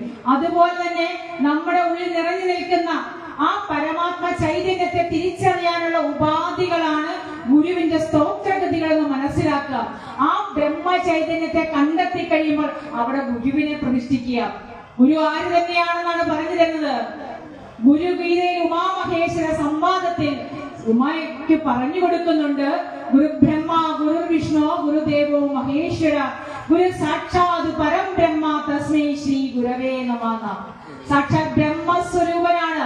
അക്ഷം കൊണ്ട് കാണാവുന്ന ബ്രഹ്മമാകുന്ന ഗുരു എന്ന ഉമാമഹേശ്വര സംവാദത്തിൽ ഗുരു ഗീതയിൽ പറഞ്ഞു തരുന്നുണ്ടെങ്കിൽ ആ വാക്കിനെ അന്വർത്ഥമാക്കിക്കൊണ്ടാണ് നാരായണൻ മരുത്വാമനിൽ ഇറങ്ങി വന്നപ്പോൾ ഗുരു എന്ന നാമം സ്വീകരിച്ചത്. അവിടത്തേക്ക് അറിയാതെയാണ് അവിടുന്ന് ഗുരു എന്ന നാമം സ്വീകരിച്ചത്. മറ്റൊരാളും അവിടത്തേക്ക് ചാർത്തിക്കൊടുത്ത നാമമല്ല ഗുരുവെന്ന്. അതിന്റെ വാക്കിന്റെ അർത്ഥം തീർച്ചയായും അറിഞ്ഞുകൊണ്ട് തന്നെയാണ് നേരി കൊടുത്ത ആ വാക്ക് അവിടുന്ന് സ്വീകരിച്ചത്. അവിടുന്ന് ഗുരുവാകുന്നു. അജ്ഞാനമാകുന്ന അന്ധകാരത്തിൽ കിടക്കുന്ന ലോകത്തെ കൈപിടിച്ച് ഉയർത്തുക എന്നാണ് അവിടുത്തെ കർമ്മത്തിന്റെ ജന്മത്തിന്റെ ഉദ്ദേശമെന്ന് മറ്റൊരാളും പറഞ്ഞു കൊടുക്കാതെ തന്നെ ഗുരുവിന് അറിയാമായിരുന്നു. ഗുരുവിന്റെ ദർശനമാണ് എന്ന് പറയുന്ന ക്രിയയിൽ നമുക്കൊരു ഉറപ്പ് തരികയാണ് ഗുരു അത് ചെയ്ത് കാണിച്ചു. നിർവാണ ദർശനത്തിന് 5ാമത്തെ മന്ത്രത്തിൽ പറഞ്ഞിരുന്ന അത് നമ്മൾ മറക്കരുത്. അവിടെയാണ് ഗുരുവാരാണെന്ന് തീർച്ചയായിട്ടും പറഞ്ഞു തരുന്നുണ്ട് നമുക്ക്. ജ്ഞാനാഗ്നിനാം സർവം ഉദ്ദിശ്യ ജഗതാംശിതം കരോതി വിധിവത് കർമ്മ ബ്രഹ്മവിദ് ബ്രഹ്മണി സ്ഥിത. ജ്ഞാനമാകുന്ന അഗ്നിയെ സർവകർമ്മങ്ങളെയും ദഹിപ്പിച്ചതിന് ശേഷം ലോകഹിതത്തിന് വേണ്ടി കർമ്മം ചെയ്യുന്ന ബ്രഹ്മവിത്ത് ബ്രഹ്മത്തിലാണ് സ്ഥിതി ചെയ്യുന്നത്. അപ്പോൾ ഗുരുവിന് അസുഖം വന്നതോ? അത് ഈ ശരീരമല്ലയോ എന്ന് ഗുരു ചോദിച്ചിട്ടുണ്ട്. ഈ ശരീരം നാം ആകുന്നോ? നാം ഈ ശരീരമല്ല എന്ന് ഗുരു ഉറപ്പിച്ച് പറഞ്ഞു തരുന്നുണ്ട്. അതും ഒരു അവതാരവും ഇങ്ങനെ കൃത്യമായിട്ട് പറഞ്ഞു തരുന്നില്ല. ഗദ്യപ്രാർത്ഥനയില് ആ കോലതിരിസ്തവന്റെ പ്രതിഷ്ഠയൊക്കെ കഴിഞ്ഞതിന് ശേഷം അവർക്ക് പ്രാർത്ഥിക്കാൻ വേണ്ടി കോലതിരിസ്തവം എന്ന് പറഞ്ഞ മന്ത്രം എഴുതി കൊടുത്ത് അപ്പോൾ അവിടെ നിന്നേലും നാരായണ വൈദ്യര് പറഞ്ഞു എനിക്ക് ഈ ദൈവത്തിലൊന്നും വിശ്വാസമില്ലെന്ന് പറഞ്ഞു. ഓഹോ, അങ്ങനെയാണോ? അപ്പൊ ആരിലാ വിശ്വാസം എന്ന് ചോദിച്ചു. എനിക്ക് വിശ്വാസം ഈ ഗുരുവിൽ മാത്രമേ വിശ്വാസമുള്ളൂ. എനിക്ക് അവിടുത്തെ മാത്രമേ വിശ്വാസമുള്ളൂ. എന്നെ പോലെയുള്ളവർ പ്രാർത്ഥിക്കണ്ടേ എന്ന് ചോദിച്ചു. ഞങ്ങളെ പോലെയുള്ളവർക്കും പ്രാർത്ഥിക്കാൻ ഒരു പ്രാർത്ഥന തരണമെന്ന് അഭ്യർത്ഥിച്ചപ്പോൾ അത് ഗുരുവിന്റെ സങ്കല്പമല്ലേ? ആ സ്വരൂപം പറഞ്ഞു തരുന്നത് നാം ശരീരമല്ല എന്നും അറിവാകുന്നു എന്നും ഈ നാരായണ സ്വരൂപം ഉണ്ടാകുന്നതിന് മുമ്പും അറിവായി നാം ഉണ്ടായിരുന്നുവെന്നും ഇതൊക്കെ നശിച്ചു പോയാലും നാം ഇപ്രകാരം പ്രകാശിച്ചു കൊണ്ടിരിക്കുമെന്ന് ഗുരു നമുക്ക് നൽകുന്ന ഉറപ്പാകുന്നു. അതും ഈ പ്രതിഷ്ഠ എന്ന വാക്കിനെ അന്വർത്ഥമാക്കിക്കൊണ്ടാണ് ആ ഉറപ്പ് ഇന്ന് നിലനിൽക്കുകയാണ് ചെയ്യുന്നത്. ഈ കഴിഞ്ഞ ജനുവരി മാസം 1-ാം തീയതി കൊണ്ട് ശിവഗിരി ലക്ഷക്കണക്കിന് ആളുകൾ എത്തിച്ചേർന്നിട്ടുണ്ടെങ്കിൽ അവിടെ മഹാഗുരു ആര് തന്നെയാണെന്ന് ഉറപ്പിച്ചുകൊണ്ടാ ചെന്നത്. അവരെല്ലാം അയ്യോ ഭഗവാൻ നല്ലത് വരുത്തണമെന്ന് പറഞ്ഞാണോ പോയത്? പദയാത്രയായിട്ട് ആദ്യം ഇവിടുന്ന് ആണോ? എന്താ പൊന്നോ 100 കൂട്ടം. ഇപ്രാവശ്യം ഭഗവാനും തേജസ് കൂടുതലായിരുന്നു. ആവലാതി കൂടിയിട്ടാണോ എന്ന് അറിയത്തില്ലായിരുന്നു കേട്ടോ. ഞാനവിടെ 7 ദിവസം ഉണ്ടായിരുന്നേ. ഞാൻ ഓർത്ത് എന്താ ഇത്ര ആവലാതി. അപ്പോഴോർത്ത് എൻ്റെ പൊന്നോ, എൻ്റെ മാതൃശാഖയിൽ നല്ലപ്പം വരുന്നുണ്ടല്ലോ, അപ്പൊ ആദ്യം പോകുന്നതിന് ഇച്ചിരി പരാതി കൂടുതൽ വെച്ചേക്കാന്ന് ഇതെല്ലാം കണ്ടായിരിക്കും ആ ഭഗവാൻ നന്നായിട്ട് പുഞ്ചിരി ചെയ്യുന്നത്. എല്ലാം ഞാൻ കയ്യിലെടുത്തിട്ടുണ്ടെന്നാ പറഞ്ഞത്. പക്ഷെ പറഞ്ഞ പോലൊക്കെ നടത്തിയേക്കണേ. അപ്പം ഇപ്രാവശ്യം അതുപോലെ തന്നെ നിങ്ങൾ കന്നഡയായിട്ട് ഭഗവാന്റെ മുന്നിൽ ചെന്ന് നമ്മുടെ സങ്കടങ്ങൾ പറയാനാ ചെന്നതല്ലേ, അല്ലാതെ ഭഗവാൻ നന്നാവണേ എന്ന് പറഞ്ഞപ്പോൾ ആരെങ്കിലും ഉണ്ടോ? അവിടെ ഉണ്ടോ? ഭഗവാൻ നന്നാവണേ, ശിഖിരി നന്നാവണേ. പ്രാവശ്യം പോയാലും മൊത്തം പറഞ്ഞെന്താണ്? അയ്യോ അത്ര സ്ഥലം ഞങ്ങൾക്ക് വാങ്ങിക്കണേ ഭഗവാനെ, ഞങ്ങൾക്ക് തന്നേക്കണേ എന്ന് പറഞ്ഞാണ് എല്ലാവരും പോയത്. തീർച്ചയായിട്ടും ഭഗവാൻ ആ പ്രാർത്ഥന കൈക്കൊണ്ടല്ലേ. ആ ഉറപ്പാണ് കുറച്ചു മുന്നേ നമ്മുടെ ശാഖയുടെ സെക്രട്ടറി നമ്മളോട് പറഞ്ഞിരുന്നല്ലേ. ഒരു 6 മാസം പറഞ്ഞത്. ഇത്രയും വലിയൊരു തുക 6 മാസം കൊണ്ട് ചെയ്യാൻ പറ്റുമെന്ന് പറഞ്ഞാൽ ആ ഗുരുവിലുള്ള ഉറപ്പല്ലേ. തീർച്ചയായിട്ടും മഹാഗുരുവില് ഉറപ്പുണ്ടെങ്കിൽ നമ്മുടെ എല്ലാ കാര്യങ്ങളും നടക്കും. ക്ഷേത്ര പ്രതിഷ്ഠ എന്ന് പറഞ്ഞ ആ വിഷയത്തിലേക്ക് പോകാതെ ഭഗവാൻ നമുക്ക് തന്ന ഉറപ്പിലേക്കാണ് ഞാൻ നിങ്ങളെ കൈപിടിച്ചു കൊണ്ടുവരുന്നത്. കാരണം ഗുരുദേവ കൃതിയിലൂടെ ഗുരുവിന്റെ ക്ഷേത്ര പ്രതിഷ്ഠയിലൂടെ ചിന്തിക്കുമ്പോൾ ഗുരു നമുക്ക് നൽകുന്ന ഉറപ്പാണ് എന്നിലും നിങ്ങളിലും ഉണ്ടാകേണ്ടത്. ഈ 9ാമത് പ്രതിഷ്ഠാവാർഷികം ആഘോഷിക്കുന്ന നിങ്ങളുടെ മുന്നില് ആ മഹാഗുരു ഒന്നുകൂടെ ഉറപ്പിച്ചു നിർത്തുക. കാരണം പലതിലേക്ക് പോകാനുള്ള ഒരു വെമ്പൽ നമ്മുടെ ഉള്ളിലുണ്ട്. ഒന്നായ നിന്നെ രണ്ടെന്ന് കണ്ടളവിൽ ഉണ്ടായ റിണ്ടല് മാറ്റി തരണമെന്നാണ് ഹരിനാമത്തിൽ പ്രാർത്ഥിക്കുന്നത്. പക്ഷേ നമ്മളെ ഇണ്ടല് മാറിയിട്ടുണ്ടോ? നീ ഒന്ന് അക്കാനലാതി വെളിയൊക്കെ ഗ്രഹിക്കും ഒരു കണ്ണിനു കണ്ണു മനമാകുന്ന കണ്ണതില് കണ്ണായിരുന്ന ഒരു താനെന്നുറയ്ക്കുമളവാനന്ദം.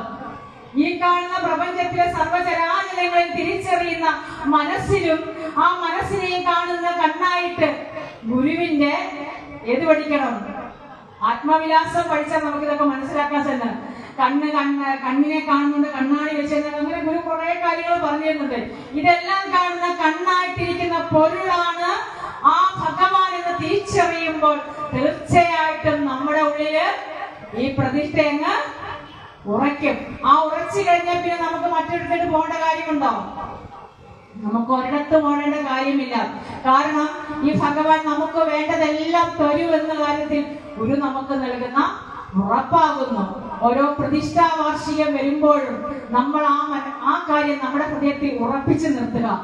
മഹാഗുരു നമുക്ക് നൽകിയ ക്ഷേത്രങ്ങളും ആ കൃതികളും ഗുരുവിന്റെ മൊഴിമുത്തുകളും എല്ലാം എന്താണ്? സാധാരണ മനുഷ്യനെ ആരാക്കി തീർക്കുന്നതാണ്? ദൈവമാക്കി തീർക്കുന്നവനാണ്. അതും ഇതുമല്ല, സദർത്ഥമല്ല, അഹം സച്ചിതമൃതമെന്ന് തെളിഞ്ഞ് ധീരനായി അസതിഥി പ്രതിപത്തിയറ്റ് സത്ത് ഓം ഇത് മൃദുവായി അമരാൻ വേണ്ടിയാണ് എന്നെയും നിങ്ങളെ പഠിപ്പിക്കുന്ന ഗുരു. മന്ത്രദ്രഷ്ടാവായ ഗുരു അവിടുന്ന് നമുക്ക് മന്ത്രം ചെയ്യാൻ വേണ്ടി പറഞ്ഞു തന്നു. മറ്റൊരാളെ ആശ്രയിക്കാതെ സ്വയം നമുക്ക് ചെയ്യാൻ വേണ്ടി ഗുരു ഹോമമന്ത്രം തന്നു. 555 സൂത്രത്തിലൂടെ ബ്രഹ്മസൂത്രത്തെ കുറിച്ച് പരിചയപ്പെടുത്തിയപ്പോൾ കേവലം 24 സൂത്രം കൊണ്ട് ബ്രഹ്മവിദ്യ എന്താണെന്ന് പറഞ്ഞു തന്നു.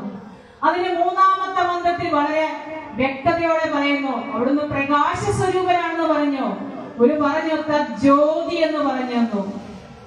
അത് പ്രകാശമാകുന്നു എന്ന് പറഞ്ഞു തന്നു.